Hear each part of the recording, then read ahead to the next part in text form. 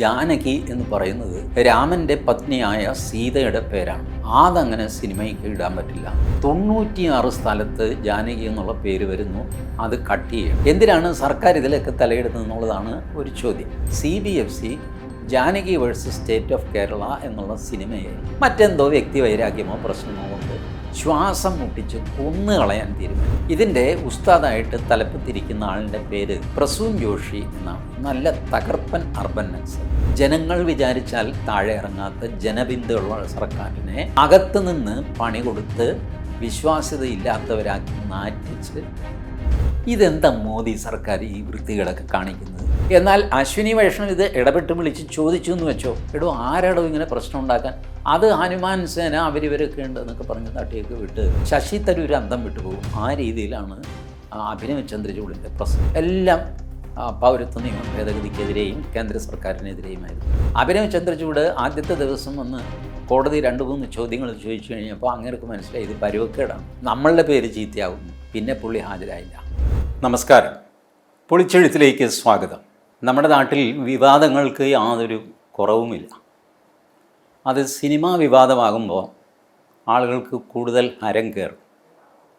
അങ്ങനെയുള്ള ഒരു വിവാദമാണ് അടുത്ത കാലത്ത് ഇറങ്ങാൻ ശ്രമിച്ച, ഇപ്പോഴും ഇറങ്ങിയിട്ടില്ല, Janaki versus state of Kerala എന്ന സിനിമ. അതിൻ്റെ മുഴുവൻ പേര് JSK Janaki versus state of Kerala എന്നാണ്. Janaki versus state of Kerala എന്ന് കേൾക്കുമ്പോൾ എല്ലാവർക്കും മനസ്സിലാകും ഇതൊരു കേസിൻ്റെ പേരാണ്. പ്രത്യേകിച്ചും ഹൈക്കോടതിയിലെ കേസുകൾ, ഹൈക്കോടതി സുപ്രീം കോടതിയിലൊക്കെയാണ് ഇങ്ങനെ വാദിയെയും പ്രതിയെയും നടുക്കൊരു വേഴ്സസ് എന്ന് ചേർത്ത് റെഫർ ചെയ്യാറുള്ളത്. അപ്പോൾ ജാനകി എന്ന സ്ത്രീ കേരള ഹൈക്കോടതിയിൽ കൊടുത്ത ഒരു കേസ്, അതിൻ്റെ കഥയാണ് Janaki versus state of Kerala. ആ സിനിമ ഇപ്പോൾ ഹൈക്കോടതി ജഡ്ജും ബന്ധപ്പെട്ട വക്കീലന്മാരും മാത്രമേ കണ്ടിട്ടുള്ളൂ. റിലീസായിട്ടില്ല. അതിൻ്റെ ട്രെയിലർ, ടീസർ ഒക്കെ വന്നു. അത് കണ്ട പലരും ഉണ്ട്. പക്ഷേ അതൊന്നും സിനിമയാകുന്നില്ല. അപ്പോൾ സിനിമ പൊതുജനങ്ങൾ കണ്ടിട്ടില്ല. അതിനു മുമ്പ് തന്നെ സെൻസർ ബോർഡ് ഇതിന് സർട്ടിഫിക്കറ്റ് കൊടുക്കാതെ വെച്ചുകൊണ്ടിരുന്നു. വാസ്തവത്തിൽ സെൻസർ ബോർഡ് എന്ന് പറഞ്ഞൊരു ബോർഡ് ഇല്ല കേട്ടോ. CBFC എന്ന് പറയുന്ന central board of film certification, അതിൽ സെൻസർ എന്ന വാക്കില്ല. സെൻസർ എന്നുള്ള വാക്ക് സിനിമാറ്റോഗ്രാഫിക് ആക്റ്റിൽ തന്നെ ഇല്ല. സിനിമ സെൻസർ ചെയ്യുക എന്ന് പറഞ്ഞൊരു ഏർപ്പാട് ഭാരതത്തിലില്ല. പക്ഷേ ചില നിർദ്ദേശങ്ങൾ ഈ CBFCക്ക് കൊടുക്കാം. സംവിധായകനോ ആരാണോ അവിടെ പ്രസൻ്റ് ആയിരിക്കുന്നത് അയാളോട് പറയാം, ഇന്ന സംഗതികളൊക്കെ ഇതിൽ കുഴപ്പമാണ്, ഇതെടുത്ത് മാറ്റണം എന്ന് പറയാം. അല്ലാതെ അവർക്കായിട്ട് മാറ്റാൻ പറ്റില്ല. ഇയാളോട് ആവശ്യപ്പെടാം, ഇത് മാറ്റിയാലേ നിങ്ങൾക്ക് സർട്ടിഫിക്കറ്റ് തരുള്ളൂ. 3 തരം സർട്ടിഫിക്കറ്റുകളാണ്. ഒന്ന് U സർട്ടിഫിക്കറ്റ്, അത് ആ സിനിമ ആർക്ക് വേണമെങ്കിലും കാണാം എന്നുള്ള സർട്ടിഫിക്കറ്റാണ് U. പിന്നെ ഉള്ളത് UA, അതായത് കുട്ടികൾക്ക് ആ സിനിമ കാണാൻ ഒരു പ്രശ്നമുണ്ട്, മുതിർന്നവരുടെ കൂടെ പോയിട്ട് വേണം ആ സിനിമ കാണാൻ. കുട്ടികൾ മാത്രമായിട്ട് പോയാൽ ടിക്കറ്റ് കൊടുക്കരുത്. ഇതാണ് UA സർട്ടിഫിക്കേഷൻ. പിന്നെയുള്ളത് A സർട്ടിഫിക്കറ്റ് എന്ന് പറഞ്ഞാൽ 18 വയസ്സ് കഴിഞ്ഞവർക്ക് മാത്രം കാണാനുള്ള സിനിമയാണ്. കുട്ടികളെ ഒരു കാരണവശാലും മുതിർന്നവരുടെ കൂടെയോ അല്ലാതെയോ കുട്ടികൾ ഇത് കാണാൻ പാടില്ല. അപ്പോൾ A സർട്ടിഫിക്കറ്റ് പടം എന്ന് പറഞ്ഞാൽ അത് അശ്ലീലമാണ് എന്നൊരു പൊതു ധാരണ വന്നു. ലൈംഗികത അല്ലെങ്കിൽ അശ്ലീലത്തിൻ്റെ അതിർവരമ്പിലെത്തുന്ന ചില സീനുകൾ, ഇതൊക്കെ ഉള്ള സിനിമകൾക്ക് A സർട്ടിഫിക്കറ്റ് ആയിരിക്കും കിട്ടുക. ബട്ട് അശ്ലീലത്തിന് മാത്രമല്ല A സർട്ടിഫിക്കറ്റ്. അസാമാന്യമായ വയലൻസ്, കുട്ടികളെ നെഗറ്റീവായിട്ട് സ്വാധീനിക്കാൻ സാധ്യതയുണ്ട് എന്ന് കണ്ടാൽ അതിന് A സർട്ടിഫിക്കറ്റ് കൊടുക്കും. എന്നാൽ ഫലത്തിൽ തിയേറ്ററിൽ ഇത് വരുമ്പോൾ ഇതൊന്നും ആരും നോക്കാറില്ല. ടിക്കറ്റ് എടുക്കാൻ വരുന്ന ആളിൻ്റെ വയസ്സാരെങ്കിലും അന്വേഷിക്കുക. 5 ടിക്കറ്റ് ഒരാൾ ക്യൂവിൽ നിന്ന് എടുക്കുന്നു. ഈ മറ്റ് 4 പേര് വയസ്സ് കുറഞ്ഞതാണോ കൂടിയതാണോ ആര് നോക്കാനാണ്? അപ്പോൾ ഇത് സർട്ടിഫിക്കറ്റിൽ അങ്ങനെയൊക്കെ ഉണ്ടെങ്കിലും ആൾക്കാർ തോന്നിവാസം പോയി കാണുകയൊക്കെ ചെയ്യും. ഇതാണ് സംഭവം. മറ്റ് പല നാട്ടിലും ഇങ്ങനൊരു സർട്ടിഫിക്കേഷൻ ഏർപ്പാടില്ല. നിങ്ങൾക്ക് സിനിമ നിർമ്മിക്കാം, കാണാം, നാട്ടുകാർക്ക് ഇഷ്ടപ്പെട്ടാൽ അവർ കാണും, അല്ലെങ്കിൽ അവർ തിയേറ്ററിൽ കയറില്ല, നിങ്ങളുടെ സിനിമ മൂക്കും കുത്തി വീഴും. ഇതാണ് ആ നാട്ടിൽ. അത് നല്ല സിനിമയാണെങ്കിൽ അത് ആൾക്കാർ കണ്ടോളും, ചീത്തയാണെങ്കിൽ കാണില്ല, പോയി 1-2 ദിവസം സിനിമ കളിച്ചു, അവൻ്റെ കഥ കഴിഞ്ഞു. എന്തിനാണ് സർക്കാർ ഇതിലൊക്കെ തലയിടുന്നതെന്നുള്ളതാണ് ആ നാടുകളിലേക്ക് ഒരു ചോദ്യം. നമ്മുടെ നാട്ടിൽ അങ്ങനെയല്ല. സിനിമാറ്റോഗ്രാഫിക് ആക്ട് 1958 മുതൽ നിലവിലുണ്ട്. വളരെ സ്ട്രിക്റ്റായിട്ട് കാര്യങ്ങളൊക്കെ നോക്കിയിട്ട് അങ്ങനെയൊക്കെ ചെയ്യാവുള്ളൂ. എന്നാൽ ഈ ആക്റ്റിൽ പറയുന്നത്, ഫലത്തിൽ പറയുന്നത് പ്രകടമായ രാജ്യദ്രോഹം, പിന്നെ അസാമാന്യമായ ലൈംഗികത. ഇത് രണ്ടും ഒഴിച്ചാൽ മറ്റ് സിനിമകൾ നിങ്ങൾ വിട്ടോളണം. അതിനനുബന്ധമായിട്ട് കുറേ ചട്ടങ്ങളൊക്കെ ഉണ്ടാക്കി വെച്ചു, ഇന്ന കാര്യങ്ങളൊക്കെ സൂക്ഷിക്കണം എന്നൊക്കെ പറഞ്ഞിട്ട്. അതൊക്കെ ഒരു നിർദ്ദേശക തത്വങ്ങളാണ്. അല്ലാതെ ഇത് ത്രാസിൽ വെച്ചൊരു സിനിമ തൂക്കിയിട്ട് നിങ്ങൾക്ക് ഇത്ര ഗ്രാം വെച്ച് കട്ട് ചെയ്യണം എന്നൊക്കെ പറയാൻ പറ്റുമോ? ഇതൊക്കെ ഒരു കലാകാരൻ്റെ സൃഷ്ടിയല്ലേ. ഇപ്പോൾ ഒരു ചിത്രകാരൻ ചിത്രം വരച്ചു, ശ്രീരാമൻ്റെ ചിത്രമാണ് വരച്ചത്. ശ്രീരാമൻ്റെ ചിത്രത്തിലെ കിരീടത്തിന് അത്ര ഭംഗി പോരാ എന്ന് പറഞ്ഞിട്ട് സർട്ടിഫിക്കറ്റ് കൊടുക്കാതിരിക്കാൻ പറ്റുമോ? ഇല്ല. അയാൾ വരച്ചു, അയാളുടെ ഭാവനയിൽ അയാൾക്ക് അങ്ങനെ തോന്നി, അയാൾ വരച്ചു, ഇത്രയേ ഉള്ളൂ. ഇപ്പോൾ ഈ ജാനകിയെ ചൊല്ലിയും ഒരു വിവാദവും ഉണ്ടാവാൻ പാടില്ലാത്തതാണ്. ജാനകി എന്ന് പേരുള്ള ഒരു സ്ത്രീ ഉണ്ടാകാമല്ല, ഇപ്പോഴും ഉണ്ട്. അവർക്ക് ഹൈക്കോടതിയിൽ കേസും കൊടുക്കാം, ഇല്ലേ? അവരുടെ അതിര് തർക്കമാകാം, ഉന്തും തള്ളുമാകാം, എന്തുമാകാം, മോഷണം പോയതാകാം, എനിത്തിങ്. അവർക്ക് കേസ് കൊടുക്കാമല്ലോ. ആ കേസ് അറിയപ്പെടുന്നത് Janaki versus state of Kerala എന്നുള്ള പേരിലായിരിക്കും. പക്ഷേ ഈ CBFC ഇതിൽ കണ്ടുപിടിച്ചു, ജാനകി എന്ന് പറയുന്നത് രാമൻ്റെ പത്നിയായ സീതയുടെ പേരാണ്. അതങ്ങനെ സിനിമയ്ക്ക് ഇടാൻ പറ്റില്ല. ചേടാ, ഇതെന്തൊരു പുലിവാല്! ഇപ്പോൾ രാമനും സീതയും അടങ്ങുന്ന ഒരു പടമാണ്, രാമായണത്തെ ആധാരമാക്കി ചെയ്തൊരു പടമാണ്. അതിൽ സീതയെ വളരെ മോശപ്പെട്ടവളായിട്ട് ചിത്രീകരിക്കുന്നു എന്നൊക്കെ പറഞ്ഞാൽ ഒരു മെരിറ്റുണ്ട് ആ പറയുന്നത്. അല്ലാതെ ജാനകി എന്നുള്ള പേരുള്ള ഒരു സ്ത്രീ ഹൈക്കോടതിയിൽ കേസ് കൊടുത്തു എന്ന് പറഞ്ഞിട്ട് ആ സിനിമ കാണിക്കില്ല, അത് സീതയ്ക്ക് അപമാനമാണെന്നൊക്കെ പറഞ്ഞാൽ എന്ത് ചെയ്യും? എന്നിട്ട് ഈ CBFCക്കാർ ഒരു മറുപടിയും ഈ സിനിമാക്കാരന് കൊടുക്കുന്നില്ല. ഒന്നുകിൽ നിങ്ങൾ ഇന്നത് ചെയ്യുക, എങ്കിൽ ഞങ്ങൾ ഈ സിനിമ പാസ്സാക്കി വിടാം, എന്തെങ്കിലും പറയണ്ടേ? ഒരു മറുപടിയില്ല. ഫോൺ വിളിച്ച് കഴിയുമ്പോൾ അവർ പറയും, അല്ലാതെ ജാനകി പ്രശ്നമാണ്. ശരി സാർ, ജാനകി പ്രശ്നമാണെന്ന് എഴുതിത്തരില്ല. ഫോണിൽ പറയും 96 സ്ഥലത്ത് ജാനകി എന്നുള്ള പേര് വരുന്നു, അത് കട്ട് ചെയ്യണം. നിങ്ങൾ ആലോചിച്ച് നോക്കി, കോടിക്കണക്കിന് രൂപ മുടക്കിയാണ് ഒരു സിനിമ പിടിക്കുന്നത്. ഈ സിനിമയിലാണെങ്കിൽ അഭിനയിക്കുന്നത് സുരേഷ് ഗോപിയാണ്. അപ്പോൾ അവരുടെയൊക്കെ പ്രതിഫലവും സംഗതിയൊക്കെ കൊടുത്തിട്ട് മാസങ്ങളുടെ കഷ്ടപ്പാട് കഴിഞ്ഞ് ഒരു സിനിമ ഇറങ്ങുമ്പോൾ അതിൽ 96 സ്ഥലത്ത് കട്ട് ചെയ്യണമെന്ന് പറഞ്ഞാൽ പിന്നെ ആ സിനിമ എന്തിനു കൊള്ളാം? മനുഷ്യന് കാണാൻ കൊള്ളാമോ 96 സ്ഥലത്ത് കട്ട് ചെയ്യുന്നൊരു സിനിമ? അപ്പോൾ ഇവർ പറയുന്നത്, അല്ല, ജാനകി എന്നുള്ളത് അപകടം പിടിച്ച പേരാണ്, അത് മതവികാരം വ്രണപ്പെടുത്തും. എന്ത് മതവികാരം വ്രണപ്പെടാൻ? ജാനകി എന്ന് പറഞ്ഞൊരു സ്ത്രീ ഹൈക്കോടതിയിൽ കേസ് കൊടുത്തു കഴിഞ്ഞാൽ മറ്റുള്ളവരുടെ മതവികാരം വ്രണപ്പെടുന്നതിന് എതിർകക്ഷിയുടെ വികാരം വ്രണപ്പെടുമെന്ന് പറയാം. അയാൾക്ക് ദേഷ്യം വരും, എനിക്കെതിരെ ഒരു കേസ് കൊടുത്തോ എന്ന് ചോദിച്ചുകൊണ്ട്. അല്ലാതെ നാട്ടുകാർക്ക് ദേഷ്യം വരേണ്ട കാര്യം എന്താ? ഇതിനകത്തെ കഥാപാത്രം ശരിക്കും ഒരു റേപ്പ് സർവൈവറാണ്, ബലാത്സംഗം ചെയ്യപ്പെട്ട ജാനകി. ആ കഥ പിന്നെ തുടർന്ന് ആർക്കും അറിയില്ല. അത് കണ്ടത് ഇവർ മാത്രമാണ്, ഹൈക്കോടതിയും അഭിഭാഷകരും മാത്രമാണ്. അതുകൊണ്ട് കഥ ആർക്കും അറിഞ്ഞുകൂടാ. ഏതായാലും കഥ തുടങ്ങുന്നത് ഇങ്ങനെയാണ് എന്ന് പറയപ്പെടുന്നു. കോടതി പ്രൊസീഡിങ്സിൽ നിന്ന് മനസ്സിലാവുന്നത് അങ്ങനെയാണ്. റേപ്പ് ചെയ്യപ്പെട്ട ഒരു ജാനകി, അവർ കൊടുക്കുന്ന കേസാണ് Janaki versus state of Kerala. അപ്പോൾ അങ്ങനെ ഒരു കേസിനെ ചൊല്ലി ഒരു മതവികാരവും ആരുടെയും വ്രണപ്പെടേണ്ട കാര്യമില്ല. പക്ഷേ central board of film certificate തീരുമാനിച്ചു, അങ്ങനെയല്ല, ആളുകളുടെ മതവികാരം വ്രണപ്പെടും. ഇതിനു മുമ്പ് വ്രണപ്പെട്ടിട്ടുണ്ട്. പത്മാവതി എന്ന സിനിമയെപ്പറ്റി ഒരു വിവാദമുണ്ടായി. പത്മാവതി ഒറിജിനൽ പത്മാവതിയല്ല, മഹാവിഷ്ണുവിൻ്റെ ഭാര്യയല്ല, ചരിത്രത്തിൽ ഒരു പത്മാവതി ഉണ്ടായിരുന്നു. അവരുടെ കഥ അത് പുനരാഖ്യാനം ചെയ്തപ്പോൾ അതിൽ ആൾക്കാർ ഒബ്ജക്ഷൻ പ്രകടിപ്പിക്കുകയും ബഹളം വയ്ക്കുകയൊക്കെ ചെയ്തു. അത് പത്മാവത് എന്നാക്കി മാറ്റേണ്ടി വന്നു. അത് മാറ്റേണ്ടി വന്നത് എന്തുകൊണ്ടാണ്? ചരിത്ര കഥാപാത്രത്തോട് നീതി പുലർത്തിയില്ല എന്ന് ജനങ്ങൾക്ക് തോന്നി. അതുകൊണ്ടാണ് പത്മാവതിയെ മാറ്റിയത്. അല്ലാതെ പത്മാവതി മഹാവിഷ്ണുവിൻ്റെ ഭാര്യയാണ്, അതുകൊണ്ട് മാറ്റണം ആയിരുന്നില്ല അന്നത്തെ വാദം. ഇതൊക്കെ അറിഞ്ഞുകൊണ്ട് CBFC ഈ കള്ളക്കളി കളിക്കുന്നു, ഒന്നും എഴുതി കൊടുക്കുന്നുമില്ല. അപ്പോൾ ജാനകി വേഴ്സസ് സ്റ്റേറ്റ് ഓഫ് കേരളയുടെ ആൾക്കാർ ഹൈക്കോടതിയിൽ പോകുന്നത് ആദ്യമായിട്ട് ഞങ്ങൾക്കൊരു മറുപടി ഇവർ തരുന്നില്ല എന്ന് പറഞ്ഞുകൊണ്ടാണ്. ഒരു മറുപടിയും എഴുതി തന്നിട്ടില്ലല്ലോ. എന്താ സംഭവം എന്ന് എഴുതി കിട്ടിയാലല്ലേ അതിന് പരിഹാരം ചെയ്യാൻ പറ്റുള്ളൂ. ഇവരെഴുതി കൊടുക്കുകയില്ല, ഫോണിൽ മാത്രം സംസാരിക്കും. ഇതൊക്കെ നിയമവിരുദ്ധമായ കാര്യങ്ങളാണ്. തീർത്തും നിയമവിരുദ്ധമായ നടപടികളാണ് CBFCയുടെ ഭാഗത്തു നിന്നുണ്ടായത്. ഇപ്പോൾ ഇവർ ഹൈക്കോടതി പോയിട്ട് പറഞ്ഞു, ഞങ്ങളുടെ സിനിമ കൊടുത്തിട്ട് അവർ സർട്ടിഫിക്കറ്റും തരുന്നില്ല, തരാത്തതിന് കാരണവും പറയുന്നില്ല, ഒന്നുമില്ല, ഞങ്ങൾ ഇരുട്ടിൽ നിൽക്കുന്നു.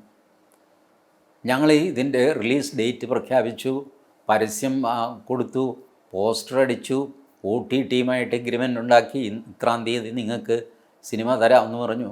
ഇപ്പോൾ എല്ലാം കൂടെ കുഴപ്പത്തിൽ നിൽക്കുകയാണ്. ഞങ്ങൾക്ക് ലക്ഷങ്ങളുടെ ഇത് ചിലവ് വരും.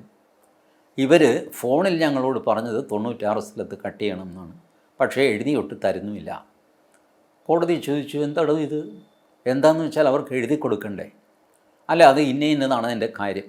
ഇന്നതാണെന്ന് താൻ പറഞ്ഞാൽ മതിയോ? എഴുതിത്താ, എങ്കിലല്ലേ റെക്കോർഡാവുള്ളൂ. കോടതിക്കൊരു കാര്യം തീരുമാനിക്കണമെങ്കിൽ എഴുതി കിട്ടണ്ടേ?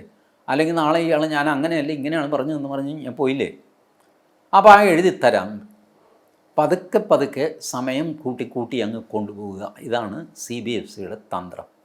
അപ്പോൾ Janaki versus state of Kerala എന്നുള്ള സിനിമ കുഴപ്പത്തിലാകും. ഓരോ ദിവസം താമസിക്കും തോറും ഈ വക്കീൽ ഫീസ് കൊടുക്കണം, എറണാകുളം വരെ വരണം. ഇതെല്ലാം ബുദ്ധിമുട്ടല്ലേ സിനിമാക്കാർക്ക്? അവനങ്ങൊന്നും ബുദ്ധിമുട്ടട്ടെ. കേരള ഹൈക്കോടതിയിൽ കേരള സർക്കാരിന്, കേന്ദ്ര സർക്കാരിന്, അങ്ങനെ പലർക്ക്, ഇലക്ട്രിസിറ്റി ബോർഡിന്, KSRTCക്കൊക്കെ അവരുടെ സ്വന്തം വക്കീൽ സ്ഥിരം അവിടെ ഉണ്ട്. അവരുടെ ജോലി തന്നെ ഇതാ. പക്ഷേ സിനിമാക്കാർക്ക് അങ്ങനെയല്ലല്ലോ. അവരുടെ സ്വന്തം വക്കീൽ ദിവസവും കോടതിയിൽ താമസിക്കുന്നില്ലല്ലോ. അവർ കാശ് കൊടുത്ത് ദിവസവും കൊണ്ടുവരണ്ടേ? അയാളുടെ ചിലവ് മുഴുവൻ നോക്കണ്ടേ? അയാൾക്കും അയാളുടെ ക്ലർക്കിനുമുള്ള കാശ് കൊടുക്കണ്ടേ? എത്ര ദിവസം, എത്ര കാശ്? അപ്പോൾ ഇങ്ങനെ ബുദ്ധിമുട്ടിക്കാൻ തീരുമാനിച്ചു CBFC. ഞാൻ നേരെ ആരോപിക്കുകയാണ്, ധൈര്യമായിട്ട് CBFC Janaki versus state of Kerala എന്നുള്ള സിനിമയെ മറ്റെന്തോ കാരണങ്ങളാൽ, അതിൻ്റെ പേരൊന്നുമല്ല അതിൻ്റെ കാരണം, മറ്റെന്തോ വ്യക്തി വൈരാഗ്യമോ പ്രശ്നമോ കൊണ്ട് ശ്വാസം മുട്ടിച്ച് കൊന്നുകളയാൻ തീരുമാനിച്ചു. ഇതാണ് സംഭവം. ഇതിൻ്റെ ഉസ്താദായിട്ട് തലപ്പത്തിരിക്കുന്ന ആളിൻ്റെ പേര് പ്രസൂൻ ജോഷി എന്നാണ്. പ്രസൂൻ ജോഷി ഒരു അർബൻ നക്സലായിരുന്നു.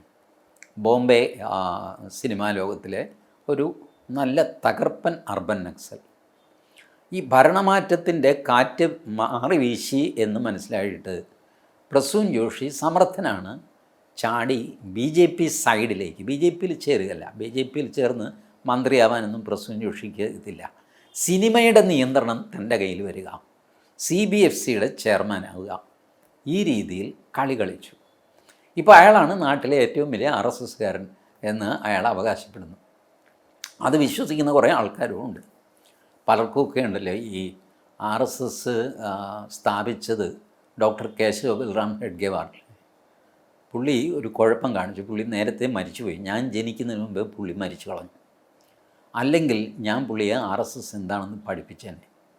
പുള്ളിക്ക് RSS എന്താണെന്ന് അറിഞ്ഞു. ഇങ്ങനെയല്ല RSS പ്രവർത്തിക്കേണ്ടത്. ഇങ്ങനെയൊക്കെ വിചാരിക്കുന്ന ധാരാളം പുങ്കന്മാരുണ്ട്.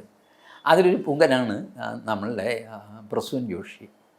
പ്രസൂൻ ജോഷി ഇങ്ങനത്തെ ഈ തെമ്മാടിത്തരമൊക്കെ കാണിക്കാനുള്ള ധൈര്യം എങ്ങനെയാണ് ഉണ്ടാവുന്നത്? അത് ഞാൻ പറഞ്ഞു തരാം. മന്ത്രിമാർക്ക് ഇതൊന്നും നോക്കാനുള്ള നേരമില്ല.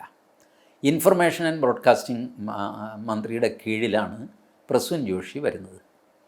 INB വകുപ്പ്, റെയിൽവേ, പിന്നെ ഇൻഫർമേഷൻ ആൻഡ് ടെക്നോളജി, ഈ 3 വകുപ്പുകൾ നമ്മളുടെ അശ്വിനി വൈഷ്ണവിൻ്റെ കയ്യിലാണ്.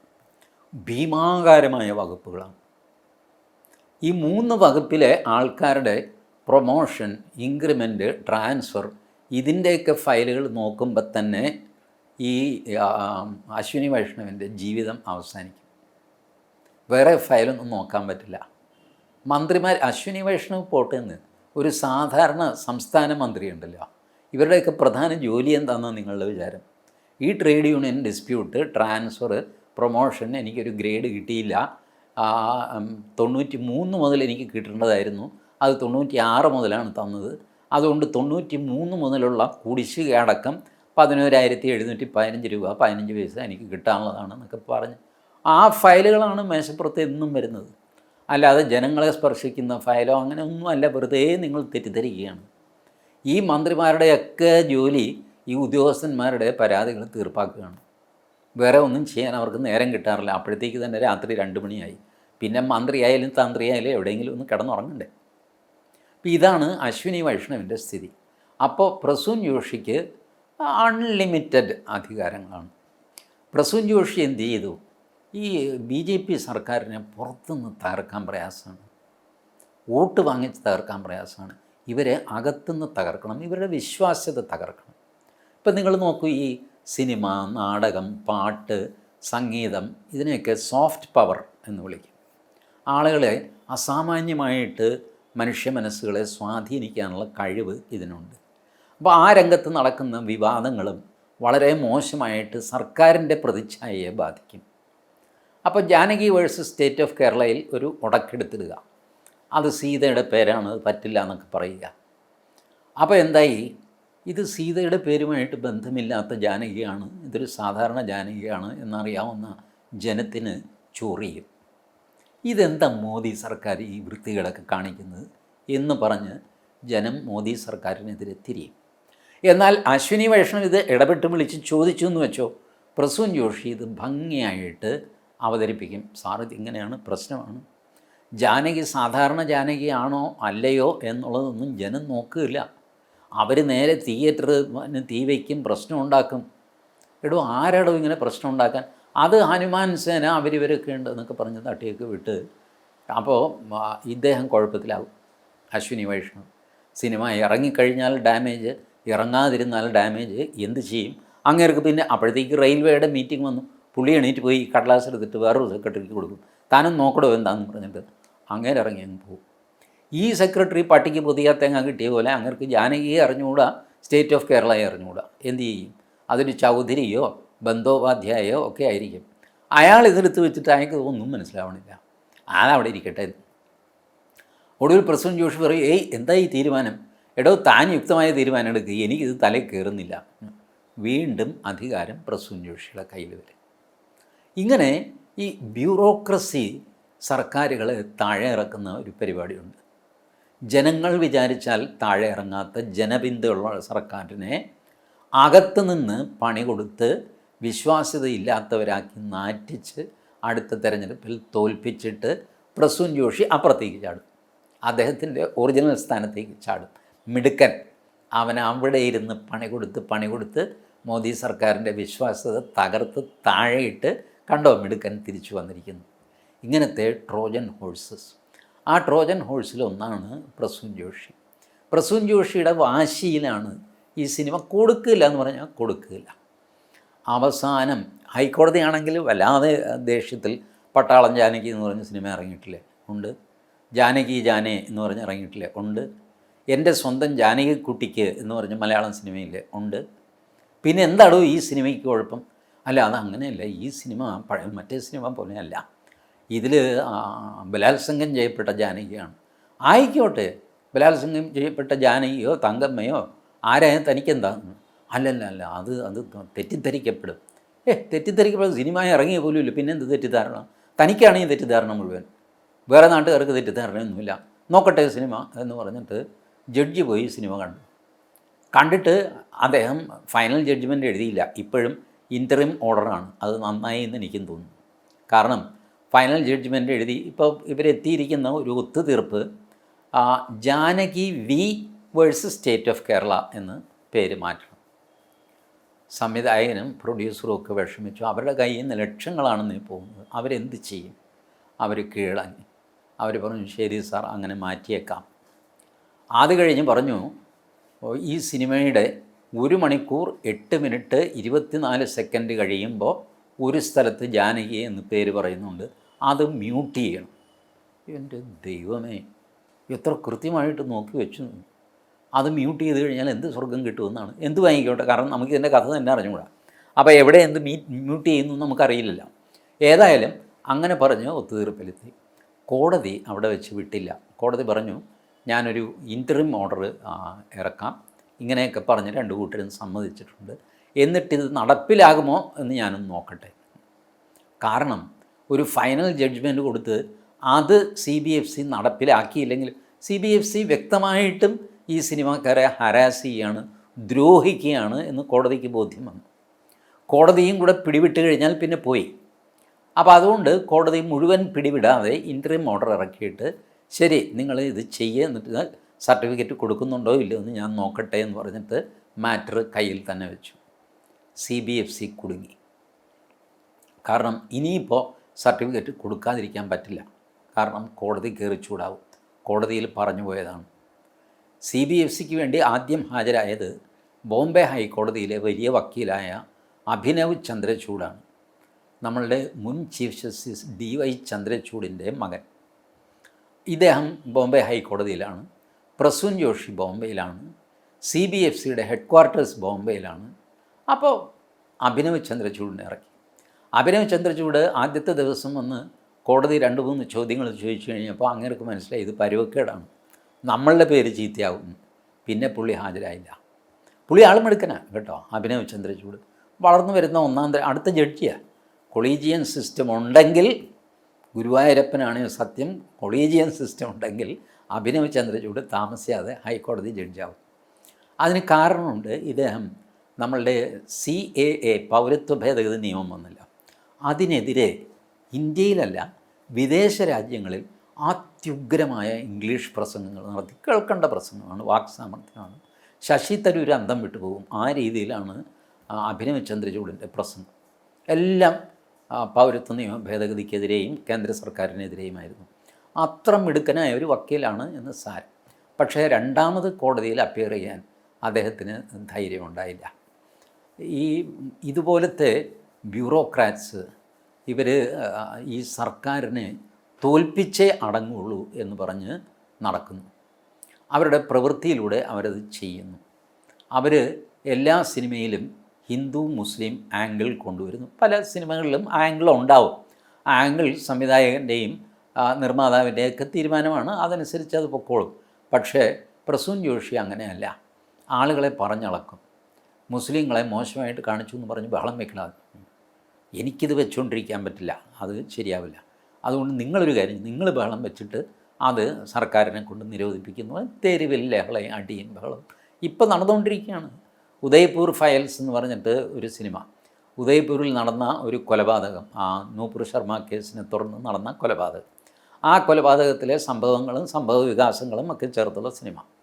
ഈ സിനിമ ഇറങ്ങാൻ പോകുന്നേ ഉള്ളൂ. ഈ സാധനം, ഈ വാർത്ത മുസ്ലിം ഗ്രൂപ്പ്സിൻ്റെ കയ്യിൽ കിട്ടി. അവർ സുപ്രീം കോടതിയിൽ അവിടെ ഇവിടെയൊക്കെ നടക്കുന്നു. ചുരുക്കി പറഞ്ഞാൽ നമ്മുടെ നാട്ടിൽ ഒരു സിനിമ പിടിക്കാൻ പറ്റാതെ ആയിരിക്കുന്നു.